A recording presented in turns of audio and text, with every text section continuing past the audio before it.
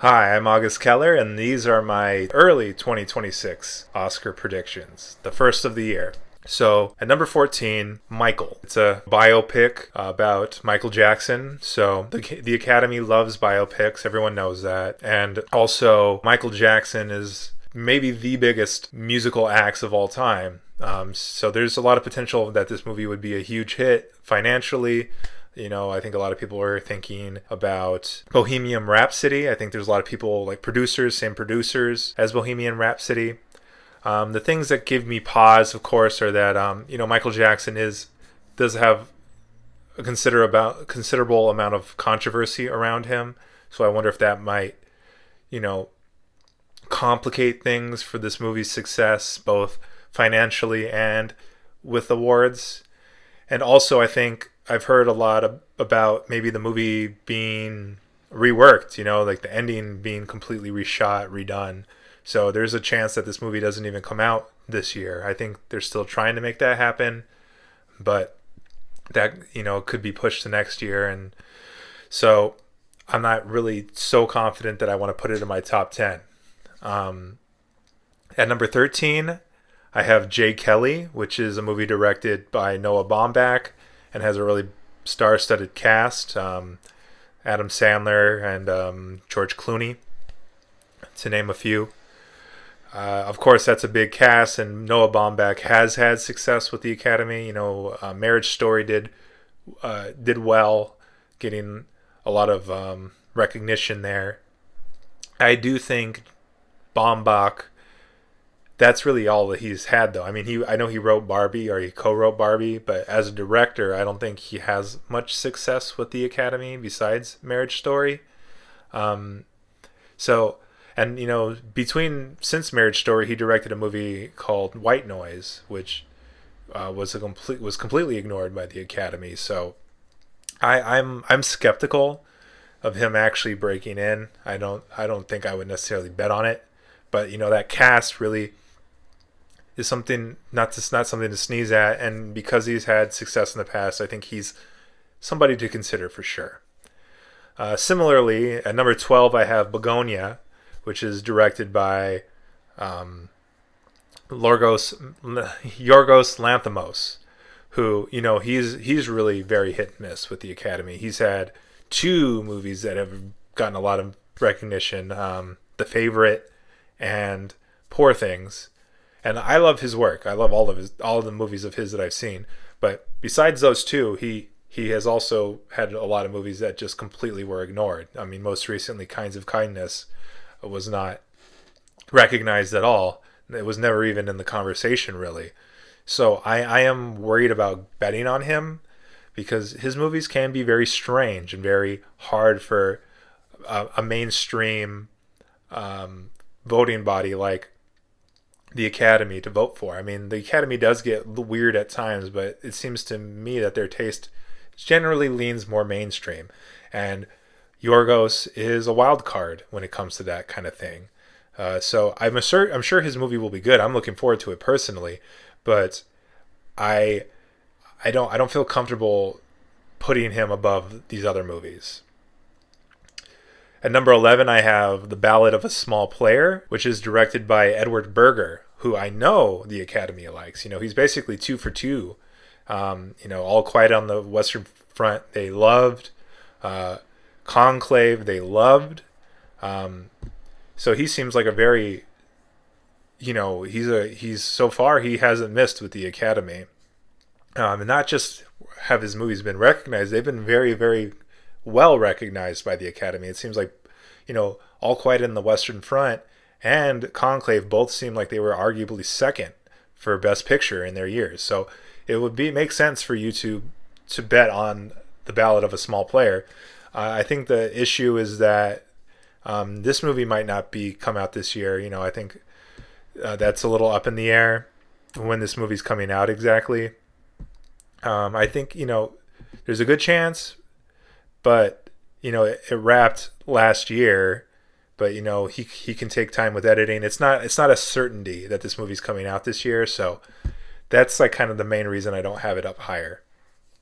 At 10, I have The Life of Chuck, which is directed by Mike Flanagan, who, he mostly has done horror so far, so that's not necessarily the Academy's taste, but, I think he's definitely made a name for himself. People seem to respect him now.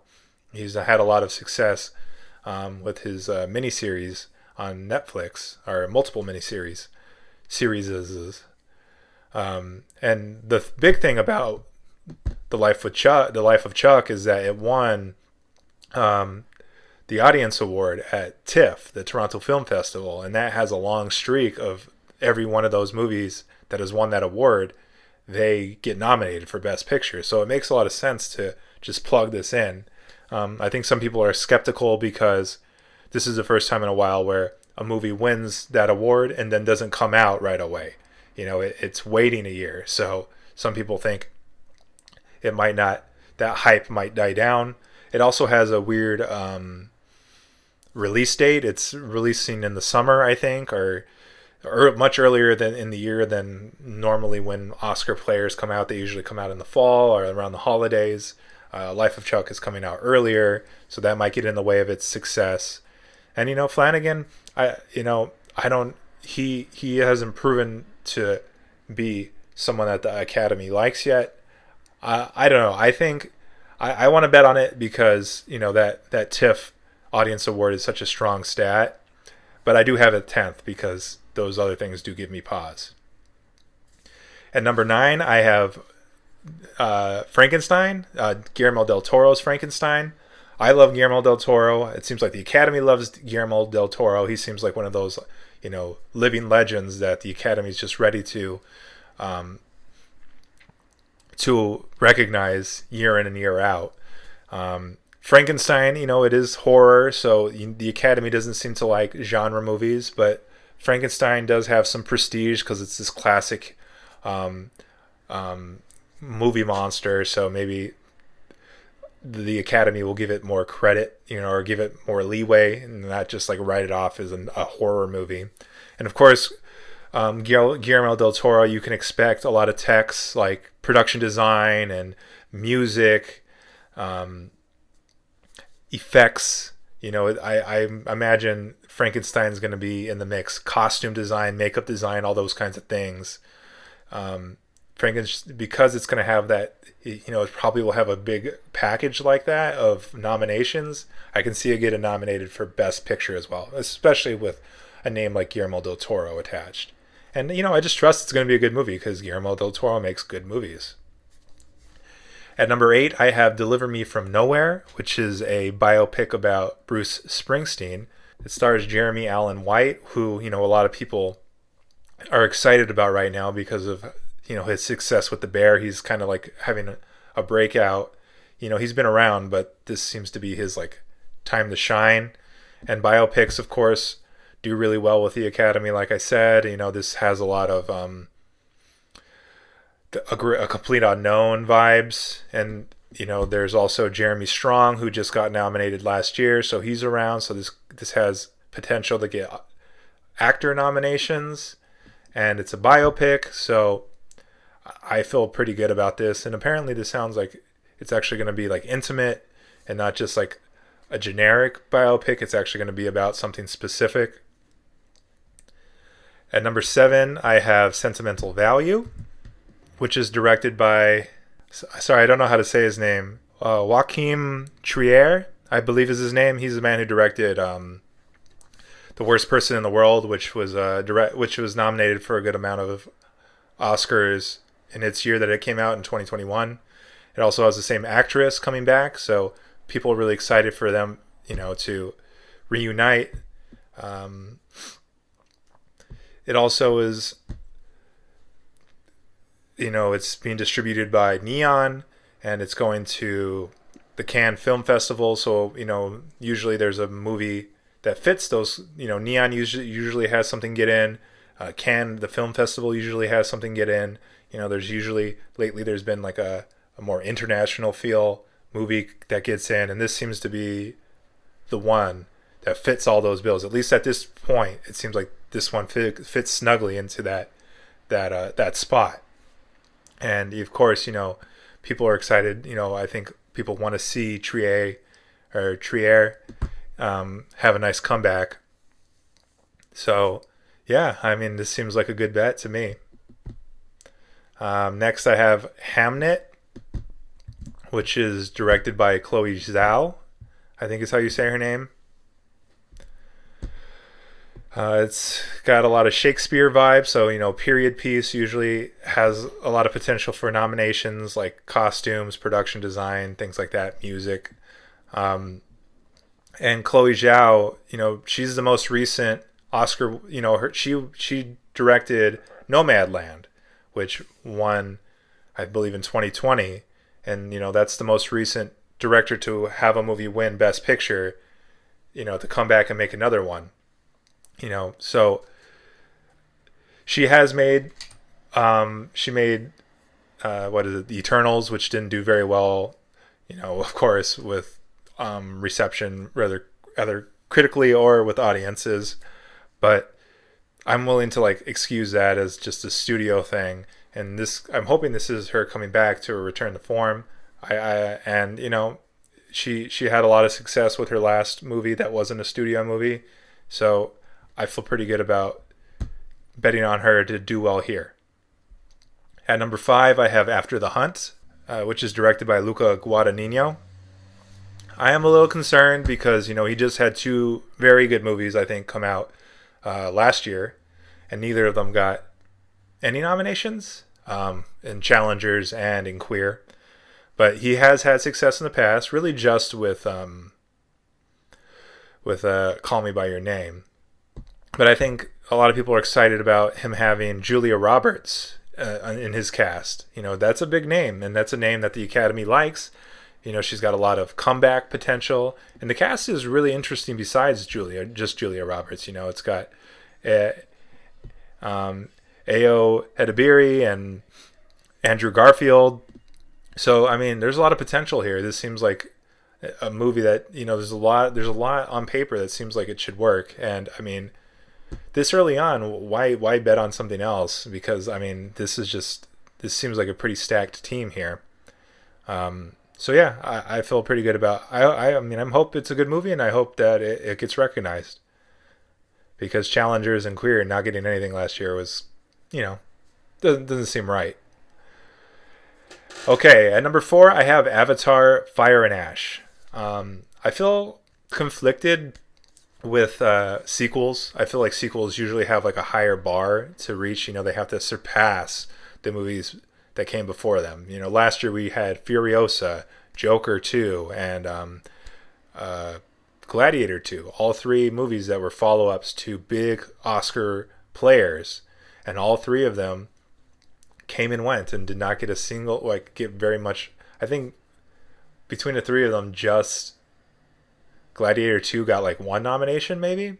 And I actually really liked Furiosa. I thought Furiosa was a great movie, but it doesn't matter. And so Fire and Ash, I'm scared to that kind of thing might happen to this. But I think the thing that really anchors Fire and Ash is that it's got best special effects in the bag, right? I mean, it's gonna be nominated, and I would say almost certainly it's going to win that award.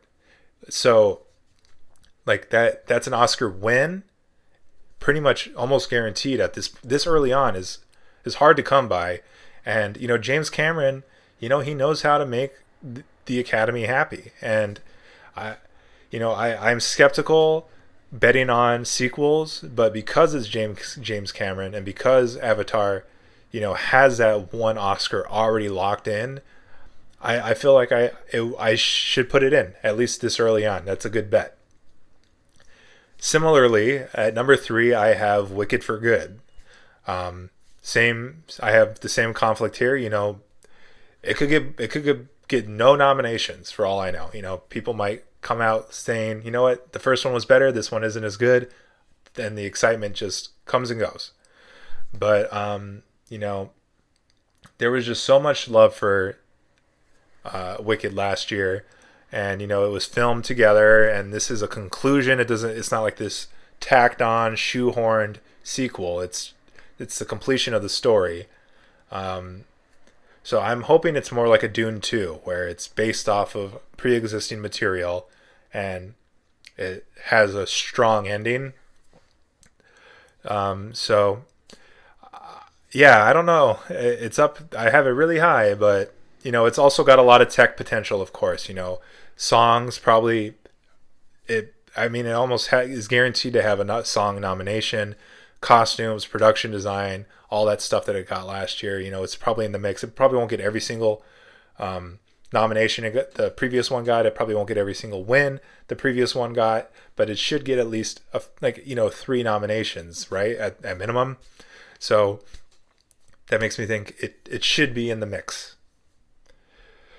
Okay, number 2, I have Marty Supreme. So I love the Safdie brothers. I've seen only 2 of their movies, but I love them both. Good Time and what's the other one? Uncut Gems, of course. I really like Uncut Gems. But neither of those movies were really recognized by the Academy. They're not really the Academy's style. They're very high anxiety movies. And that does give me some pause with Marty Supreme. I'm worried that maybe this movie will kind of lean towards that and turn a lot of Academy voters off. But from what I hear, this has a really big budget. It's kind of like a period piece. It's a sports movie. And here's the big thing. It has Timothée Chalamet, who seems to be becoming an Academy darling. I mean, he just got a SAG win. And he's a very young man, and he's the only one that stopped Adrian Brody from sweeping last year. And he was in 2 movies last year that both got nominated for Best Picture, Dune 2 and A Complete Unknown. So he seems like a really strong bet. He's kind of becoming a Leonardo DiCaprio type. And yeah, the Safdie brothers have been around, and if this movie leans a little more towards the Academy's taste, I can see them really going for it and like saying, this director, this filmmaker has shown their chops, and they're making something that speaks to us. It's a big budget. It has a guy we like, and it's a genre we like. I mean, there's a lot of reasons to bet on this. And at number 1, I have One Battle After Another. So speaking of Leonardo DiCaprio, how many movies in a row of his have been nominated for Best Picture? I mean, we're going back like a decade. And yeah, he's basically the safest bet at this point. If he's in a movie, you have to consider him. You have to consider that movie for being nominated for Best Picture. And on the flip side, it's being directed by somebody who's also got a lot of love from the Academy, which is Paul Thomas Anderson. And they're both great at what they do, of course. I'm not just saying the Academy loves them for some weird reason. They love them because they're good at what they do and they make good stuff. So yeah, I mean, Paul Thomas Anderson has made a lot of movies that have been recognized widely by the Academy, even ones that weren't even that well received. And same with Leonardo DiCaprio. And also on top of that, it has a really strong supporting cast. People like Sean Penn. And apparently it's a really big budget. So yeah, this is the one I would say that I would be most surprised if it doesn't get nominated. All these other movies, it's so early. I'm really just guessing. We don't even know if these movies are going to be any good. If they were to fall out of the nomination discussion, I would be bummed because I want to be right, but I wouldn't necessarily be shocked. But I think if One Battle After Another completely falls out of nomination discussion, that would be genuinely surprising to me. So yeah, that's all I have to say about that. If you like what I'm doing here, please feel free to like and subscribe. I also have an Instagram linked in the description. I'd love support there or here. But at the very least, I appreciate you watching, and I'll see you next time. Okay, thanks. Bye.